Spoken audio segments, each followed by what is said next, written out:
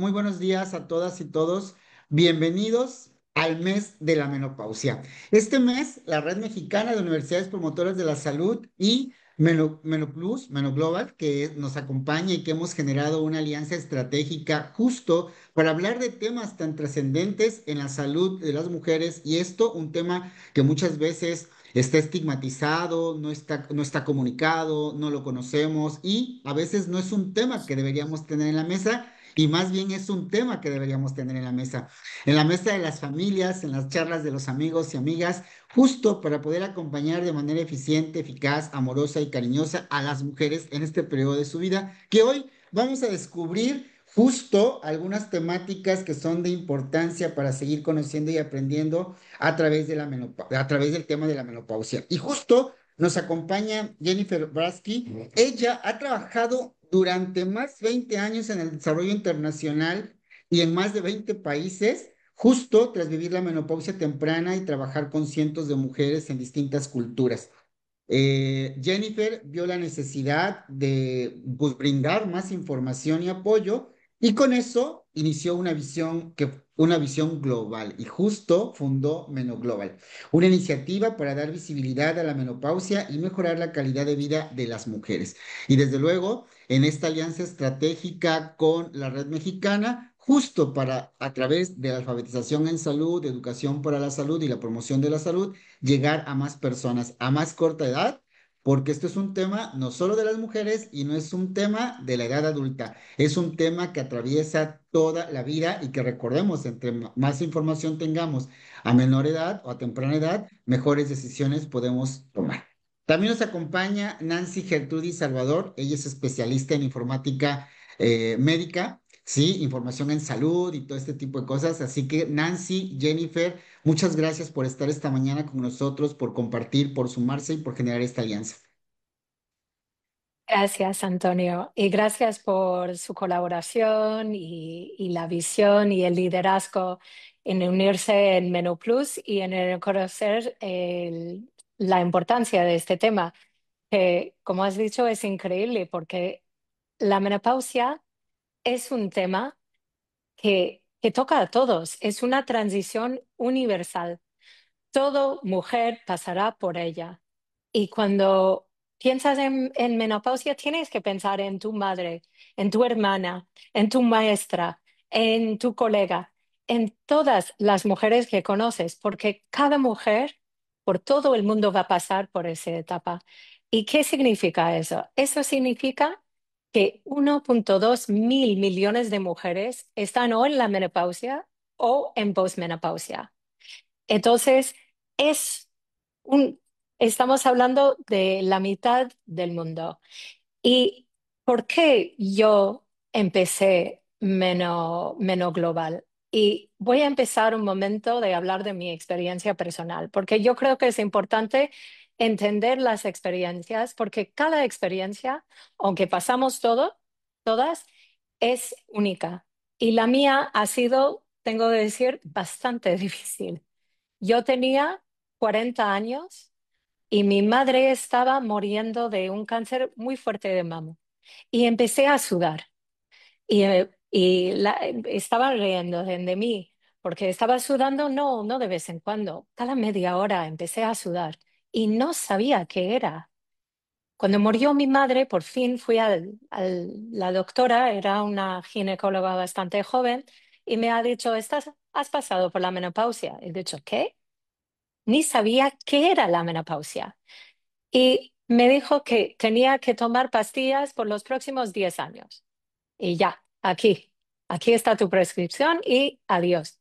No me explicó nada. Y yo no quería tomar pastillas. Y sobre todo porque había en esa época mucha desinformación, y con eso vamos a hablar más, sobre la conexión entre las pastillas hormonales y la, justo el cáncer de mama. Entonces yo no hice nada durante años y cuando pienso y reflexiono en esa etapa, sufrí tanto por tantos síntomas, por tantos años.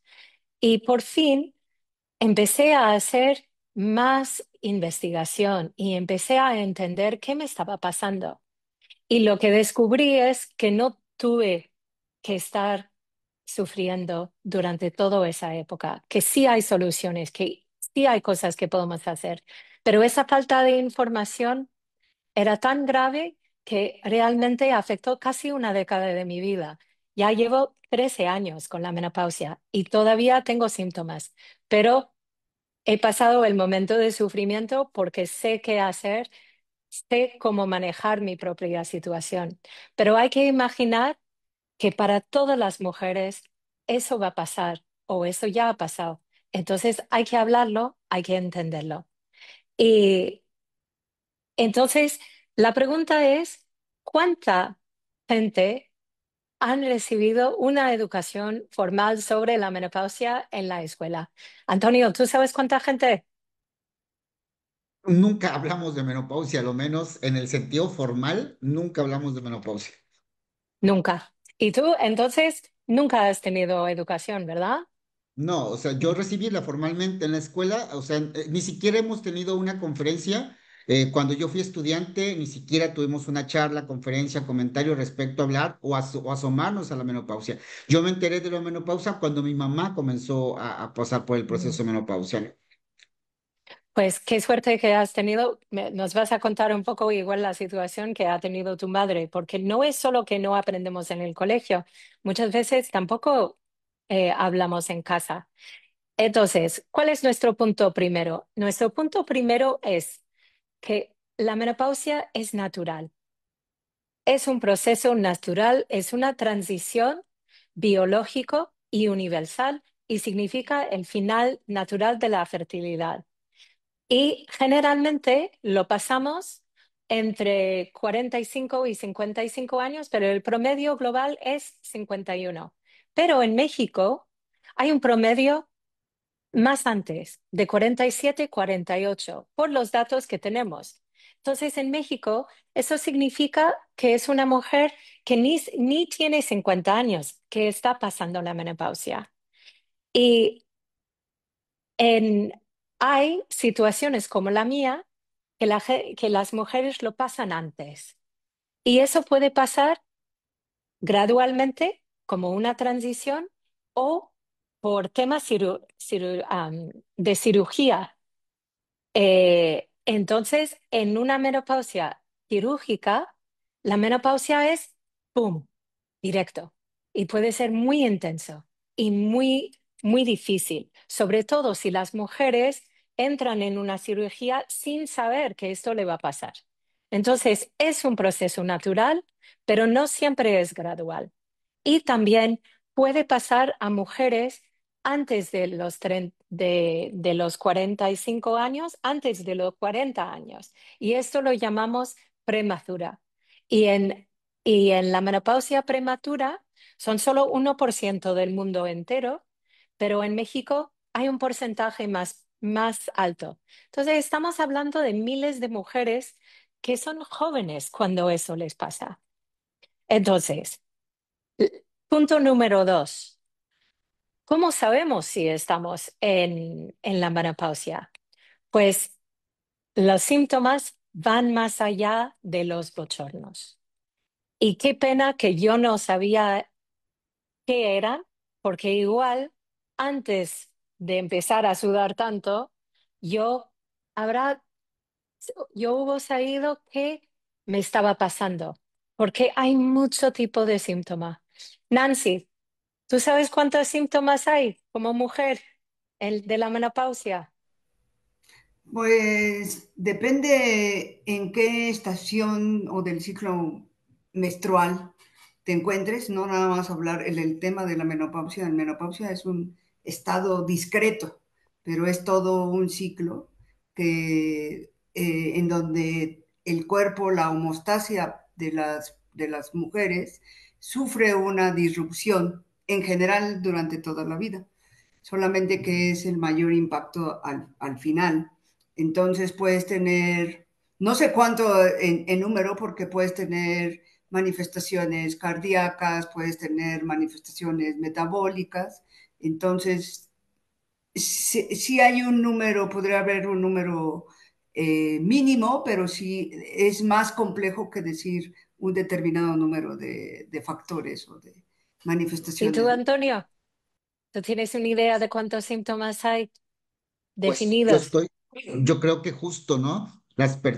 Los cuerpos, las personas son y van a tener comorbilidades, van a tener circunstancias de vida, estilos de vida que posiblemente los lleven a vivir de diferente manera la menopausia, ¿no? Y habrá los básicos, como lo que conocemos y tú nos comentas, los bochornos, la inflamación de pies, el no poder dormir, el tener ciclos, ¿no? De sueño ya irregulares porque por no poder controlar esto, pasar por cuadros de ansiedad, de depresión, por conductas ansiosas, o sea, un montón de cosas que cada quien lo vivirá de manera diferente, pero seguramente hay un sinfín de posibilidades para poder vivirlo.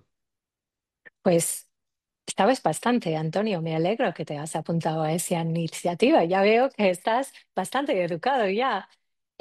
Mira, ya hay entre treinta definidos y entre 30 y 40 síntomas diferentes.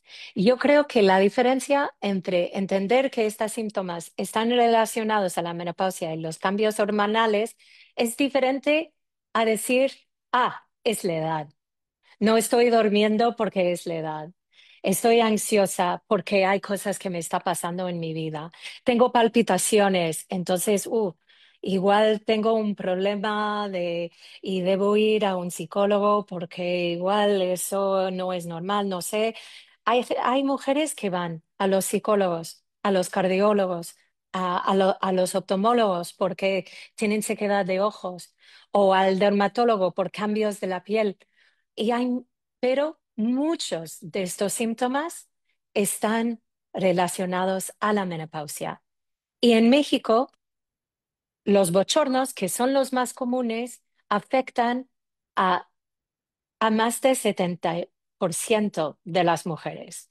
Pero estos son los más conocidos y muchas mujeres pasan etapas sin saber qué les está pasando porque no tienen bochornos, pero tienen muchos otros síntomas psicológicos, físicos, emocionales. Entonces, es muy importante que empezamos a entender estos síntomas porque estos, como comentó Nancy, es una transición, es una etapa, pero el promedio de la experiencia de los síntomas son de 4 a 8 años. Pero las mujeres como yo, que yo llevo ya 13 años con síntomas, estos pueden durar más de 10 años. Entonces, es, es algo que nos afecta en muchas áreas de nuestra vida. Y el punto número 3 es que el estigma y el silencio no solo distorsiona lo que creemos, pero hace, puede hacer peor la experiencia. Eh, como, como Antonio nos comentó al principio, es que eso no se cubre en las escuelas y la verdad es que 94% de las mujeres mundiales nunca han recibido una educación sobre la menopausia en la escuela. Entonces, ¿dónde estás aprendiendo? Igual no estás hablando ni ni en tu casa, ni en tu trabajo, ni entre amigos, ni con tu mujer o tu abuela, porque en las generaciones anteriores, sobre todo, había un tabú y un estigma muy fuerte y las mujeres estaban acostumbradas a aguantar.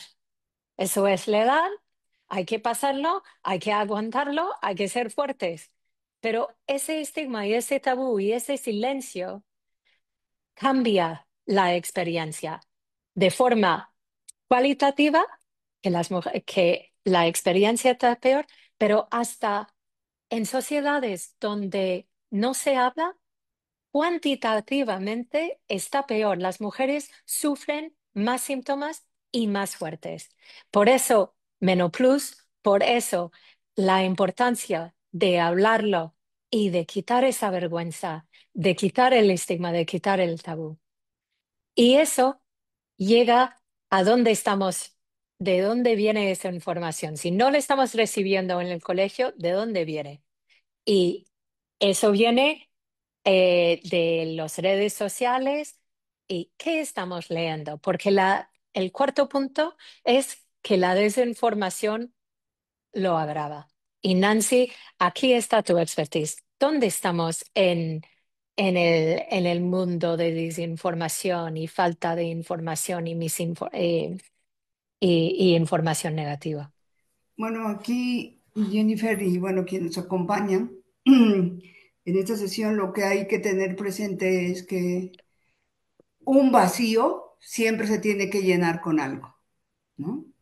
Entonces, no es solamente es en el caso en este caso de la menstruación o de la menopausia o del ciclo del climaterio, sino en general los temas de salud, en el tema de salud requiere una acción proactiva del lado de los receptores y de quienes producen información confiable.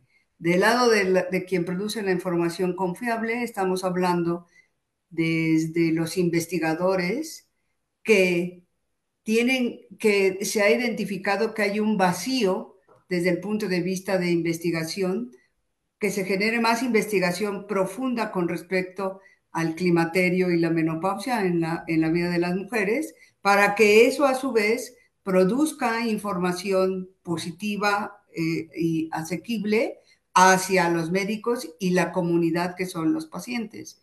Entonces, al haber desde el origen de la investigación un vacío, esa investigación, que las redes sociales per se no son malas, pero el propósito también que persiguen las redes sociales no es un propósito social.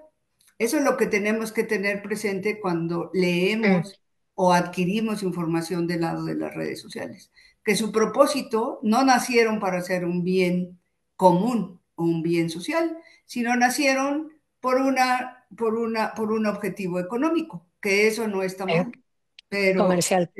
tenemos que tener presente eso de cómo es el dinamismo de la información y particularmente de la información en salud, de dónde nace hasta dónde llega. Eso es lo que podría decir por el momento. No sé si quieres que abarquemos algún otro punto.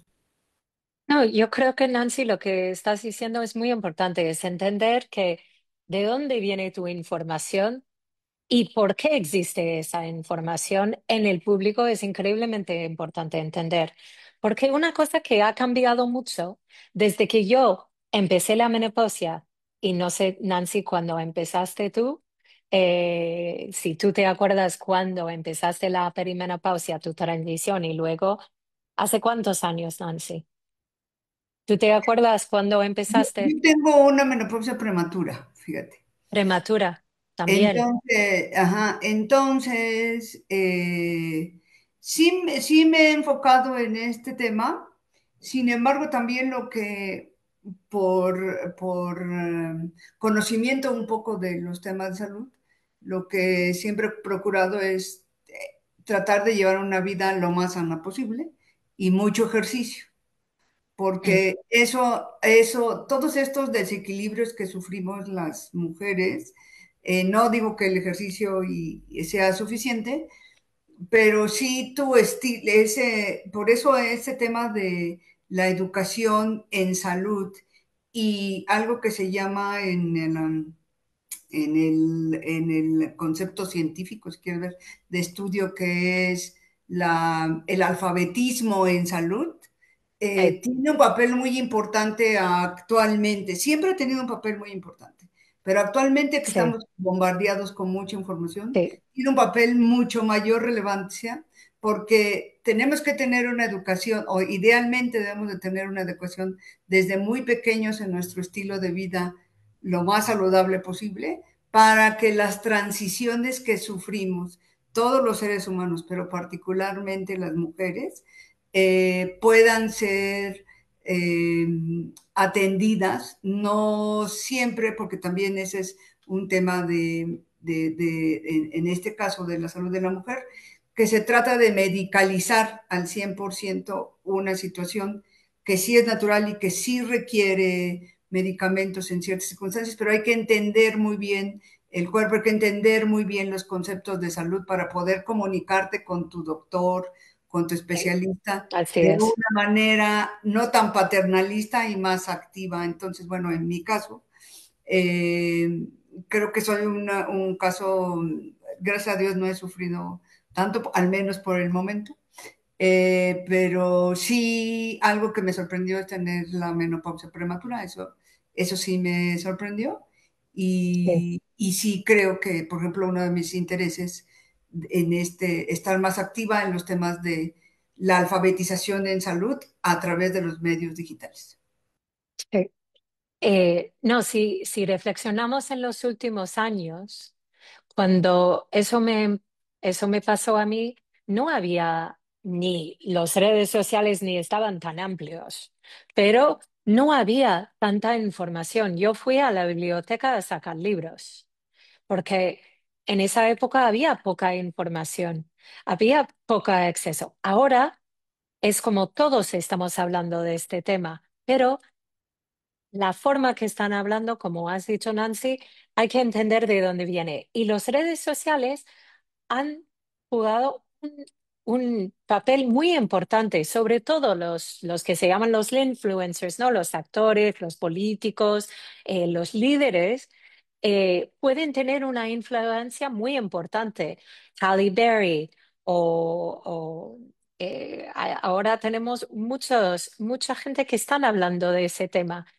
Y eso tiene su papel y un papel muy importante, porque en el silencio hay un vacío y en el vacío hay soledad.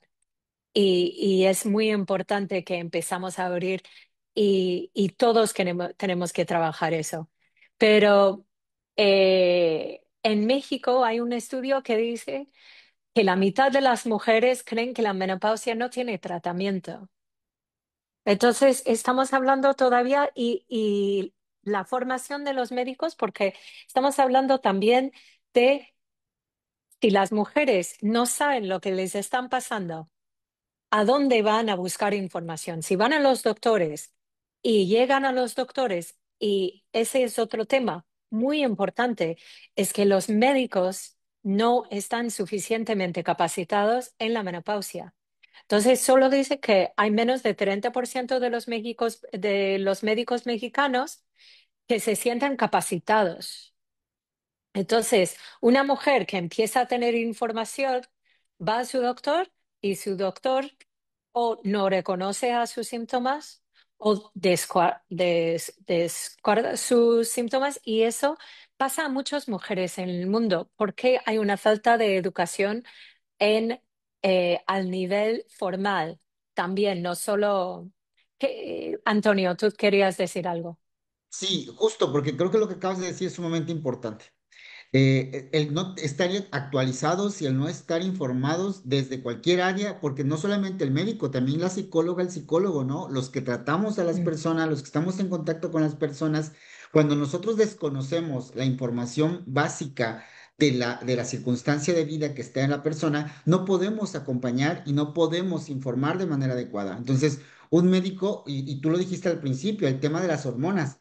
El tema de las hormonas hoy es disruptivo. No podemos hablar que todas las mujeres que pasan por el proceso de la menopausia necesitan hormonas, ¿vale? Y hay un Sí, montón de tratamientos que comienzan a surgir desde esta desinformación. Claro, yo me informo a partir de lo que susurró o lo que me contó en privado mi amiga, mi compañera, mi comadre, mi abuela, mi mamá, y entonces vamos reproduciendo desinformación. Yo creo que si bien es cierto que las redes sociales desinforman, ¿no? O no informan adecuadamente, también el desconocimiento de que cada cuerpo es diferente, ¿no? De que sí, lo que vivió ella, lo que vivo yo, puede haber diferencias por comorbilidades, por estilo de vida, por edad, por circunstancias, ¿no? Por procesos de parto, los que no pasaron por un proceso de gestación, por periodos menstruales que fueron irregulares o regulares, un montón de circunstancias que le atraviesan a las mujeres que les van a llevar a vivir un proceso de menopausia completamente a veces diferente, ¿no?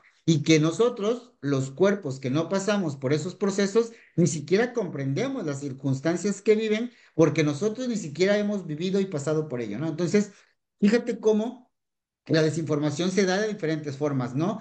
A través de las redes sociales, a través de los médicos especialistas, porque yo confío Sí. en mi especialista, yo confío en mi ginecóloga, en mi ginecólogo, en mi médico familiar, yo estoy confiando en él porque se supone que ese es el que sabe, ¿no? O el psicólogo, la psicóloga, o quien sea que esté atendiendo, ¿no? Pero también confío en mi madre, en mi tía, en mi abuela, en mi vecina, en mi amiga, en mi comadre, y entonces se da una desinformación tremenda porque hay que comprender que lo vivimos de manera diferente, ¿no? Y acompañar de manera diferente. Y que que la investigación va cambiando también. Estamos aprendiendo todavía más. Nancy, tú querías decir algo. Sí, sí, creo que en el tema de desinformación, en general, lo que sucede en las redes sociales, mientras que, por ejemplo, en los medios tradicionales siempre había o siempre existe un filtro para validar la información de qué se libera al público, por ejemplo, en la televisión, que también tiene sus sesgos, pero en la televisión, el radio, los periódicos, tienen un proceso editorial y un proceso de revisión de la información. Y en el caso de las redes sociales, esa moderación no existe en general. Por eso, el papel que juega cada consumidor de la información es muy relevante para que pueda generar, previo tiene que haber, pues sido, por eso es muy importante esta actividad con las universidades, porque previamente tuvo que haber recibido cierta formación para ser crítico, y en este caso las mujeres para ser críticas con respecto a la información que reciben. Y otro punto que también me parece muy relevante que comentan ustedes y Antonio, es el tema de quién conoce mejor la enfermedad. La Mm. paciente, la que lo está viviendo, la que lo está experimentando. Los doctores son muy buenos. El detalle es si nosotros también como pacientes tenemos la capacidad de expresarnos con más eh, familiaridad, con más fluidez con respecto a lo que estamos viviendo, porque tampoco los especialistas o los médicos que llegamos luego a consultar son adivinos. Si nosotros no podemos expresar, si nosotros no podemos expresar lo que estamos experimentando. Entonces, creo que por eso el binomio médico, paciente, familia, por eso el tema de la menopausia, particularmente, o del climaterio, es una situación de salud que impacta a toda la sociedad, a un entorno, no nada más a la familia, también porque la mujer es un pilar en la sociedad, en las familias, en los lugares donde se desenvuelve. Entonces, pienso que hay que, en este tema de la desinformación y de la alfabetización en salud, sí hay temas muy, muy complejos, pero que debemos ir desentrañando poco a poco y que estas iniciativas como la de Menoglobal nos invitan a reflexionar un poco en ese sentido. Sí. Gracias, Nancy. Yo creo que una cosa que es muy importante es que como no es enfermedad, como es transición natural, hubo, estamos en un vacío también de datos oficiales, de estadísticas. Yo estoy acabando un- una investigación ahora sobre las encuestas globales y nacionales y muchos no recopilan datos sobre la premenopausia y la menopausia. Entonces, también hay un vacío al nivel internacional de datos que hace que que la menopausia no ha sido tratado ni en en OMS, en la Organización Mundial de Salud, ni en el Banco Mundial, ni en la ONU. No existe datos oficiales internacionales porque no hay, no les recopilan. Es un tema muy importante también porque has dicho, Nancy, que la investigación y mucho de la investigación está en grupos pequeños. Y una cosa que vamos a hablar un poco más adelante es que hay una variedad increíble de experiencias. Yo he tenido una experiencia mala. Mi hermana casi se lo notó. y depende mucho de muchos factores. Pero como todo esto, el punto 5 es cómo afecta a carreras y productividad. Y la verdad es que mucho, nos afecta mucho. Para muchas mujeres nos afecta en el trabajo, nos afecta en las relaciones, pero nos afecta en nuestros, en nuestra visión también del trabajo. Entonces, uno de cada dos mujeres reporta que la menopausia les ha afectado su rendimiento laboral, que mujeres han tenido que coger eh, días que no, por no trabajar o que se sientan a veces que no están, que el mente no está funcionando como antes o que hay muchos de estos 30 o 40 síntomas que les afecta en el entorno del trabajo. Y hubo un estudio en México que dice que casi 20% de las mujeres de edad laboral consideran que sus síntomas interfieren con el trabajo a diario. Esto es mucho. Entonces, otra vez estamos entrando en el tema de el tabú, en el tema de información. Y también por qué eso es importante para Remux, para la red, para las universidades.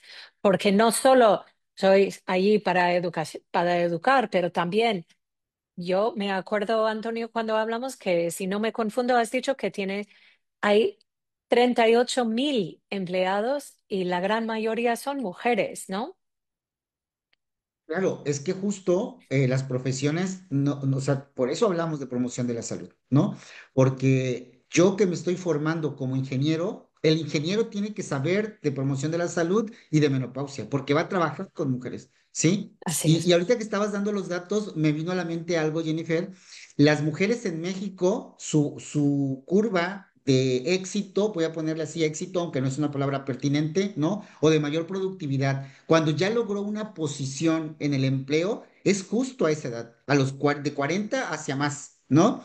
Sí. Imagínate que le ha costado llegar en estos techos de cristal, en estas cuestiones de que tienen que ver con ampliabilidad en México, le ha costado llegar a una posición y llega a una circunstancia de vida que va a sentir todo esto que está viviendo sin la empatía, sin la comprensión, sin el acompañamiento, sin información, ¿no? Entonces, eso es brutal. Y efectivamente, hay un montón de colaboradoras, maestras, administrativas que están siendo y que están colaborando con nosotros en las universidades, pero también están las mamás, las abuelas, las tías de todas las personas que están de los estudiantes que están en nuestras aulas, ¿no? Entonces, por eso es bien importante informarnos para poder tener información. Y es más, si mi mamá, si mi tía, mi hermana o el cuerpo femenino que tengo al lado no tiene información, yo tengo la información y se la puedo acercar, ¿no? Que eso es lo importante.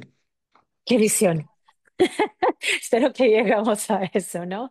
Que ahora hay un estudio en el Reino Unido que han hecho bastante. Hay una política bastante amplia ahora en el Reino Unido por la advocacia que ha hecho muchos grupos de mujeres, de doctores, hasta de actores y periodistas, que dice que 1 de cada 10 abandona su empleo por síntomas.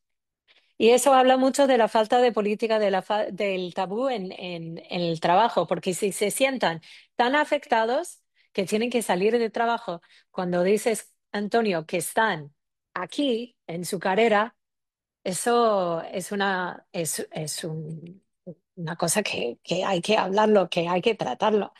Y eso, el McKinsey han hecho como un estudio y dicen que eso al nivel global significa 120.000 millones de dólares en pérdidas de productividad. Pero para mí lo más importante es cuando una mujer tiene que salir de su trabajo, que eso le afecta mucho luego a su pensión también. Entonces, hay efectos inmediatos, pero luego hay efectos económicos muy fuertes más adelante. Nancy, tú querías Es, comentar. Solamente quisiera comentar, Jennifer, Antonio, que hay que analizar por qué sucede eso, ¿no? Porque el tema de la salud de la mujer es una cuestión muy íntima, como otras cuestiones de salud para el resto de las personas.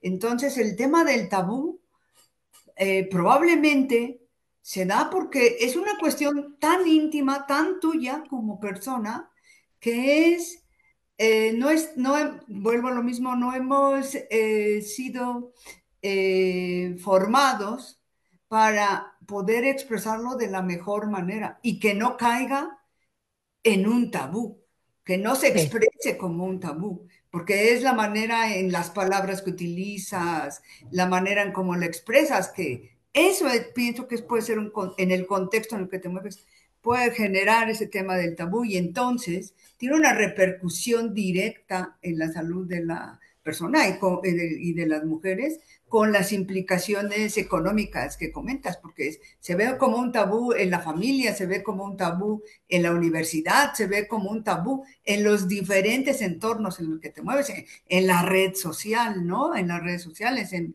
mis comunidades, con las que interactúo de manera digital. Pienso un poquito en ese sentido, Jennifer.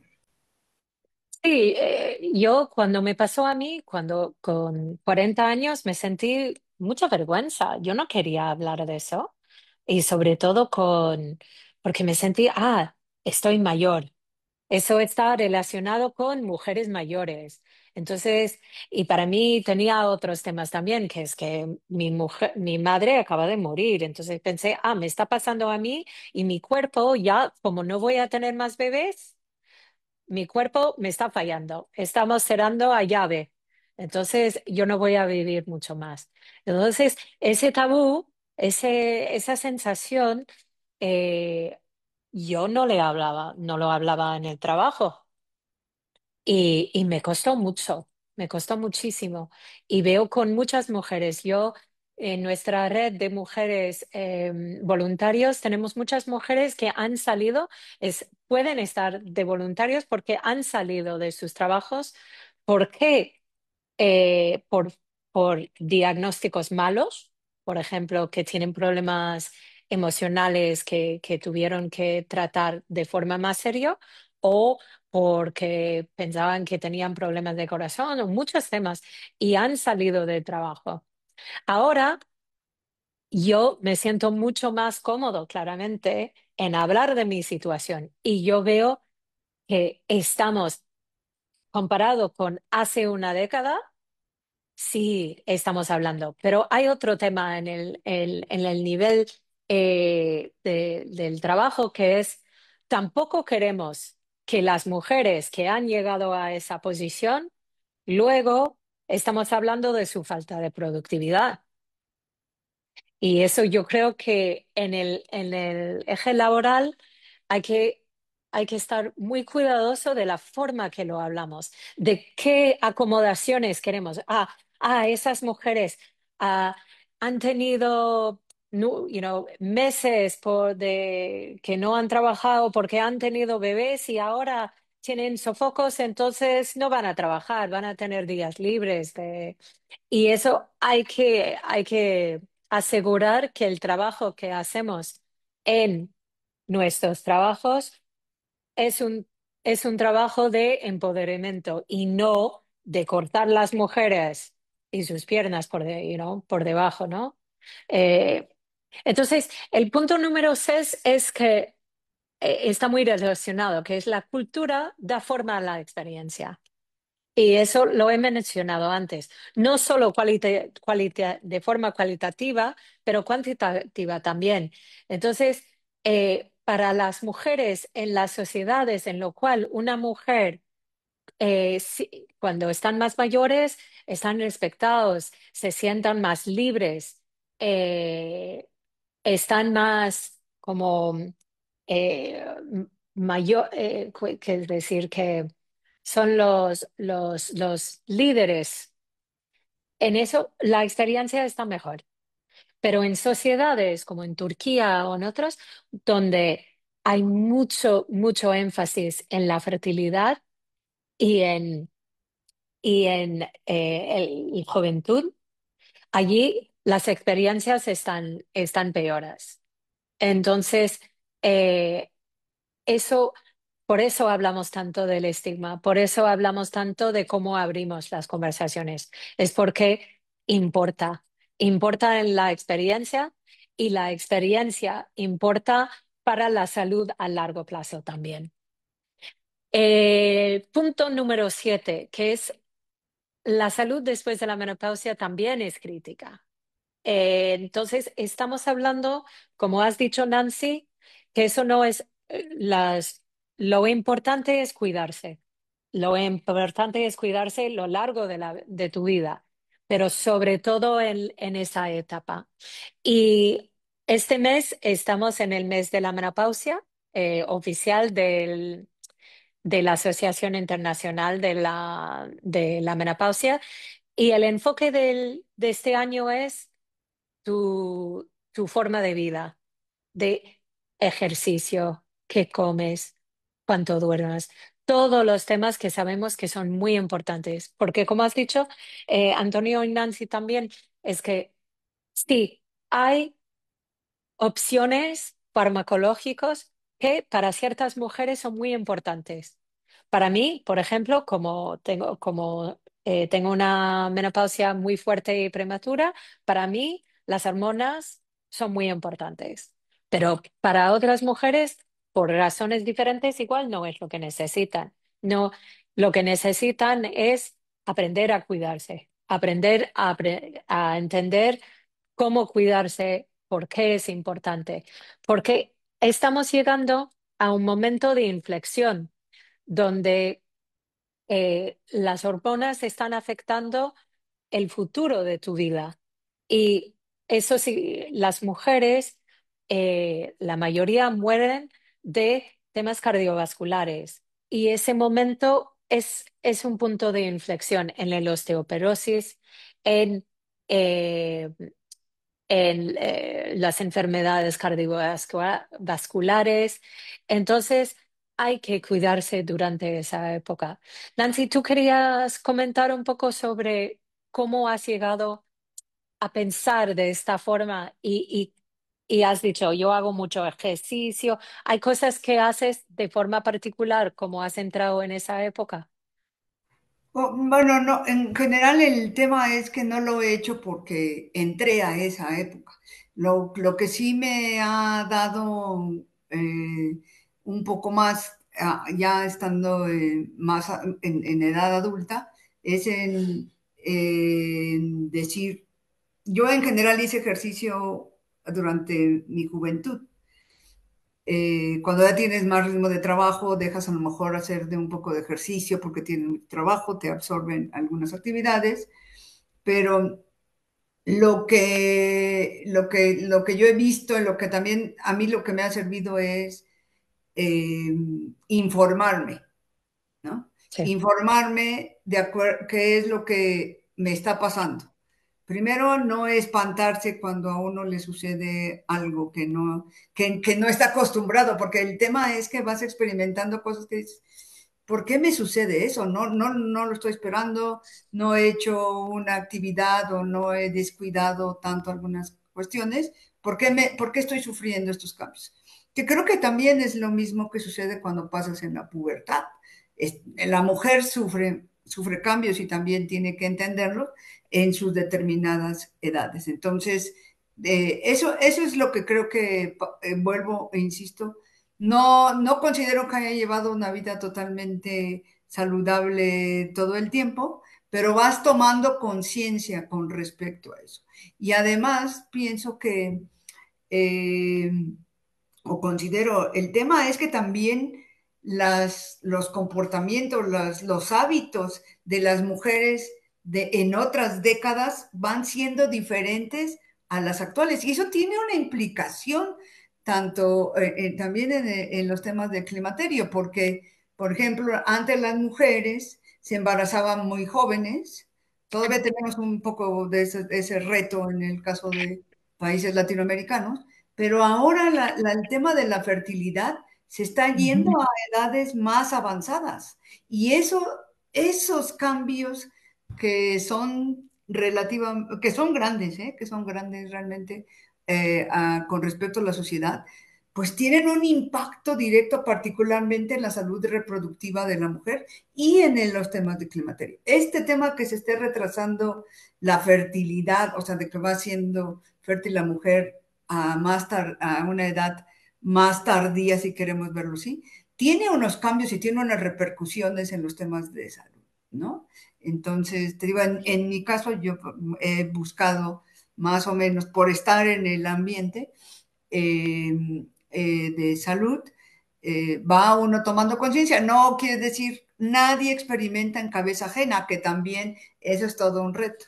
Uno puede ver el ejemplo, pero es muy difícil experimentar en cabeza ajena. Eso es algo que puedo comentar a ese respecto, Jennifer. Es interesante lo que dices, Nancy. No estamos hablando tanto de la política internacional, lo he mencionado un poquito, pero eh, estuve hablando con una directora de OMS que me contó que el ministro de Salud de Colombia ha dicho que ese tema empieza a importar mucho en Colombia y están un poco preocupados porque las mujeres están empezando a esperar más para tener niños, pero luego lo que está pasando es que la menopausia no está pasando a los 51, que es el promedio mundial, está pasando antes. Entonces las mujeres esperan más para tener niños y luego la menopausia viene más antes. Entonces, ese periodo donde pueden tener hijos se está recortando y eso es una preocupación en países donde hay una falta de niños, de población. Entonces, a nivel internacional, todo lo que experimentamos como mujer individual tiene repercusiones porque ese tema no está en la agenda. No le estuvimos hablando. Entonces es como todos nos estamos despertando un día y dicho, wow, eso importa. Pero llevamos generaciones, esto no es nada nuevo. Pero sí, y también en el tema de la salud después de la menopausia, la ONU ha tenido la Asamblea General y uno de los temas que estaba muy grande era las enfermedades no comunicables, que son lo que hablamos, que son las enfermedades cardiovasculares, la osteoporosis, pero no estuvimos hablando de la menopausia, aunque sabemos que esa etapa está muy importante y que las mujeres que tienen peores síntomas también suelen tener peores resultados de salud a lo largo plazo y que en la menopausia prematura y, y, más antes, pues también los riesgos están más altos, pero no le estamos hablando todavía. Todavía ese tema no está en las agendas centrales de la salud. Entonces, es otro tema muy interesante, cómo eso llega a los niveles más altos y todavía no está presente como debería ser. Nancy. Sí, Jennifer, aquí me gustaría retomar un tema previo que se ha tocado, que es el tema de la brecha de los datos, ¿no? La Mm. brecha. ¿Por qué? ¿Por qué existe esa brecha? En general, en cualquier tema, pero particularmente en el que estamos hablando, por qué se da esa brecha? La pregunta es, ¿por qué se da esa brecha? Porque depende de quién recolecta los datos, cuál es el interés que tiene quien realiza la recolección de los datos, ¿no? Y como se ha mencionado previamente, como has mencionado, es porque el tema de la salud de la mujer o algunas de sus implicaciones no se han visibilizado a nivel de política pública. Entonces, quien recolecta los datos no lo ha incorporado particularmente digamos, en las encuestas. Y porque también es qué recolecta, porque quién recolecta, con qué sentido, entonces por qué se recolecta y cómo lo recolecta. Y aquí entramos en los conceptos de salud digital, ¿no? Lo que hace la salud digital y que es una oportunidad para todos nosotros es la salud digital reduce tiempos, ¿no?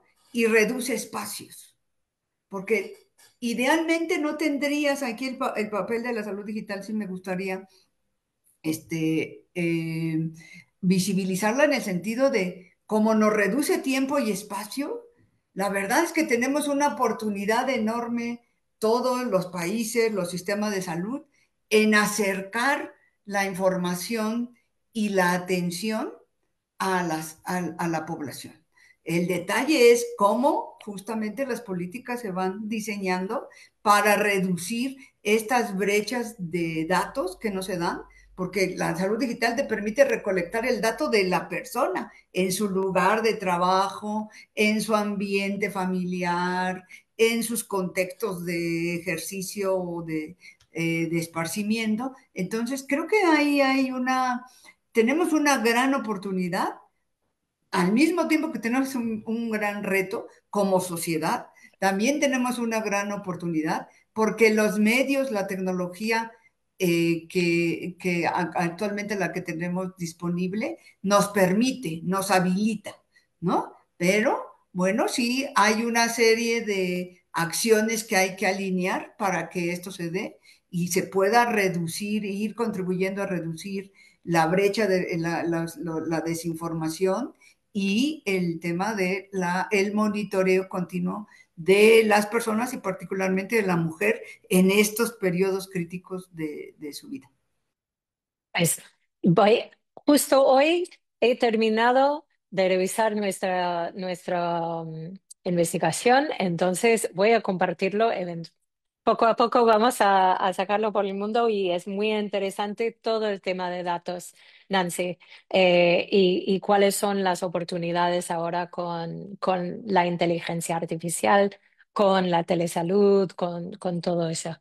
Pues solo quería comentar sobre el número 8, que es que la menopausia reconfigura bastante las relaciones y los roles y la identidad. Esto lo hemos mencionado. Hay una cosa un poco más tabú, ciertamente, que puede también afectar bastante a la relación entre hombre y mujer, porque esos cambios, esos síntomas pueden tener un efecto sobre el ánimo, sobre el deseo sexual y sobre la calidad del sueño, que son todas cosas que hay repercusiones personales en casa con la pareja también. Y mucho mujer reporta un impacto negativo en su vida íntima. Y en ciertos grupos también esto puede resultar en violencia, porque si la mujer no quiere, o si la mujer, la vagina está seca y le duele y no quiere, pues a veces hay repercusiones y hay empeoramiento de la violencia contra la mujer. Y eso es algo que hay que reconocer. Antonio. Y es que es bien importante esto que acabas de decir, porque justo desde una idea falocentrista o desde una práctica única que consideramos en la práctica sexual, nos estamos limitando. Desde una perspectiva ampliada de las sexualidades y de las experiencias eróticas, podríamos variar, ¿cierto? El problema es que culturalmente hemos aprendido que solamente existe una única forma de práctica, ¿sí? Erótica o sexual, y ahí viene un gran error que también tenemos que romper y vuelve a atravesar de manera transversal el tema en otras tantas cosas, en estigmas, en prejuicios, en cultura, en formas únicas y binarias de ver las prácticas eróticas y prácticas sexuales. Y aquí vendría como esto, ¿no? Romper estos esquemas permitiría quizá tener una mejor calidad de vida, un mejor entendimiento, una mejor forma de acompañar erótico sexualmente a mi pareja, ¿no? Porque puede ser hombre, puede ser mujer, pero que al final del día es rompiendo el esquema. Si yo no rompo el esquema tradicional, binario, de única práctica penetrativa, entonces seguimos sesgando y seguimos estigmatizando, seguimos imposibilitando, porque no rompemos este cascarón cultural que históricamente nos ha provocado un montón de situaciones, ¿no? Pero yo invitaría justo a eso, ¿no? A repensar que si bien es cierto, es una complejidad, o que si es una falta de deseo y todo, hay otras formas de acompañar. Hay que abrir la mirada del acompañamiento erótico sexual de la pareja desde otra mirada. Y también muchos hombres tenemos que repensar eso, ¿cierto? Muchas personas que estamos en pareja tenemos que repensar esa forma. Solamente quería acotar eso. No, no, es un tema muy importante y estamos hablando, yo desde el principio estuve hablando solo de mujeres, pero también hay que reconocer que la menopausia no solo afecta a las mujeres, sino también a personas transgénero, no binarias y de la comunidad, para quienes los cambios hormonales también pueden ser significativos. Es que afecta a los que tienen ovario. Entonces, hay que reconocer que es tema de mujer, pero es más amplio que mujer también. Y hay que reconocer que hay poblaciones que no son, que ya están viviendo un tabú, que ya están viviendo temas muy fuertes, hormonales, y pasar la menopausia puede ser todavía más aislante. Y eso, lo que también has comentado, Antonio, yo creo que es importante volver al punto 9, que es que sí existen tratamientos y apoyos efectivos. Y que al nivel sexual, hay mucha discusión ahora sobre la testosterona para mujer. Eso es un tema que todavía no está claro, pero está, lo que significa es que estamos pensando también en si hay, si hay soluciones farmacológicas también. Pero más allá, volvemos al estilo de vida. Yo sé, por ejemplo, que si tomo vino tinto, voy a sufrir luego. Pero el ejercicio, sabemos que un ejercicio regular disminuye la depresión y los bochornos.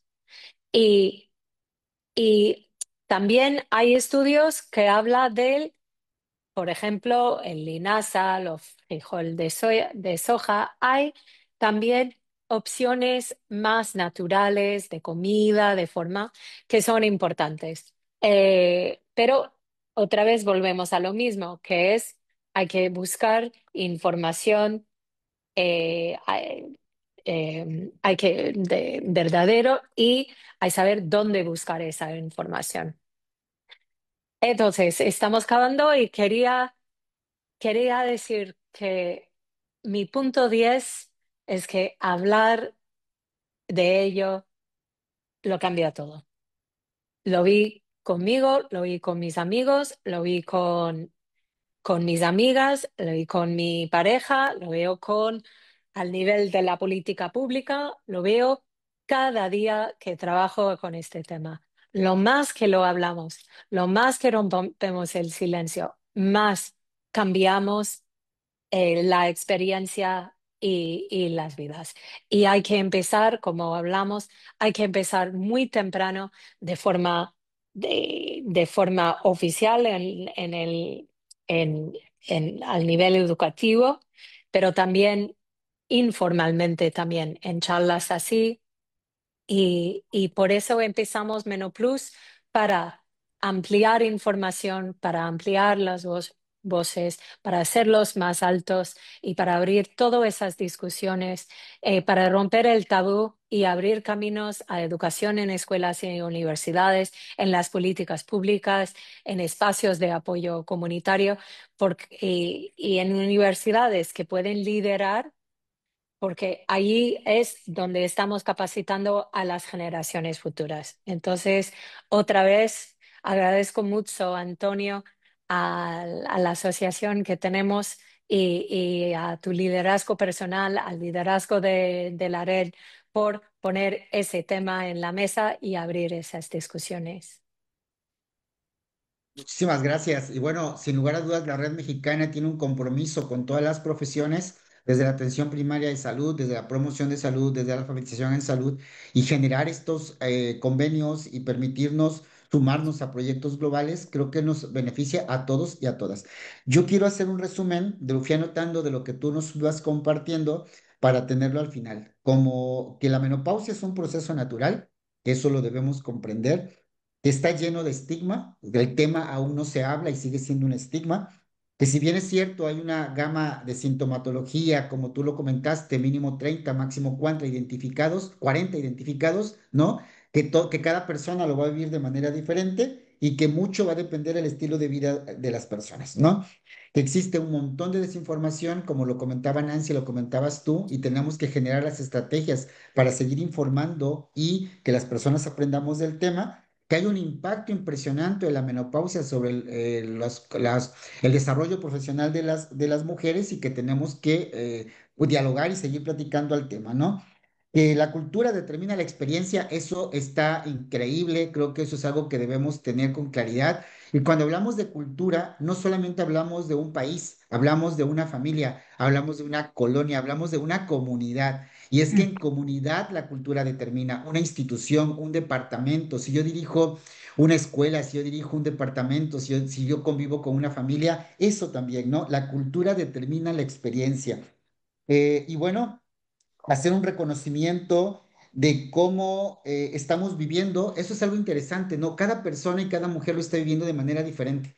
Comentarlo, dialogarlo, no compararte con otra, ¿no? Sino sí acompañar a otra, ¿vale? No creer que vamos a vivir lo mismo, creo que eso es bien interesante. Te lo digo porque yo lo escucho en algunas mujeres que escucho hablar de su experiencia, pero entonces yo lo estoy viendo diferente que tú. Estamos viviendo cosas diferentes, ¿no? Y desde luego, a veces nosotros los hombres, los que vivimos la experiencia desde el ser hombre, no comprendemos muchas cosas porque no las vivimos y no las atravesamos. Y entonces creo que nosotros los hombres tenemos todavía un trabajo doble y es informarnos, acompañar, aprender y seguir sumando para que las mujeres se encuentren en estados bien, acompañadas, comprendidas, ¿no? Porque al final del día ya le están pasando mal fisiológicamente, psicológicamente, que todavía viene un rechazo, un estigma, un no comprendo, un no entiendo, ay, mujer tenías que ser. No, no, no, es que tenemos que aprender que nuestros cuerpos lo viven de manera diferente, porque nuestros cuerpos no nacieron en un cuerpo de sexo femenino, ¿no? No somos hembra, no vivimos esa experiencia. Y eso es algo importantísimo que tenemos que trabajar los hombres. Y quiero hacer énfasis en eso, ¿no? Los hombres tenemos que reaprender a comprender los cuerpos de las mujeres. Y eso es lo que quería sumar en este sentido y en esta mirada. Yo agradezco Bueno, mucho porque aprendemos al final del día algo que desconocemos y que no vivimos de manera cotidiana. estupendo. Gracias, Antonio. La menopausia no es el fin, es el inicio de una nueva etapa y lo vamos a vivir en plenitud. No sé si Nancy quiera despedirse. Sí, antes de despedirme, creo que nada más agregarle a lo que comentan Jennifer y Antonio, es que se hace de una manera sistemática. Creo que una de los trabajos o de las aportaciones que tiene esta alianza es que asociarse como vamos a trabajar también con el área médica y con las universidades, es que se realiza de una manera sistemática, con un método y que se tiene que medir. Entonces, en ese sentido, creo que es muy importante porque no es una iniciativa que no tenga un método para ejecutar, que eso es muy importante. Eso solamente agregaría. Pues bueno, invitarles a que contesten la encuesta. Hemos abierto una encuesta para seguir aprendiendo, una encuesta que tiene una doble función, conocer un poco percepción, pero también alfabetizar en salud. Así que a contestar la encuesta, por ahí la van a encontrar en nuestras redes sociales y agradezco muchísimo a Carlos, Jennifer, Nancy por esta mañana compartir y seguir aprendiendo juntos y juntas. Gracias. Hasta pronto. Gracias a todos los que participaron y hicieron sus comentarios en redes sociales. Hasta pronto. Hasta pronto. Gracias.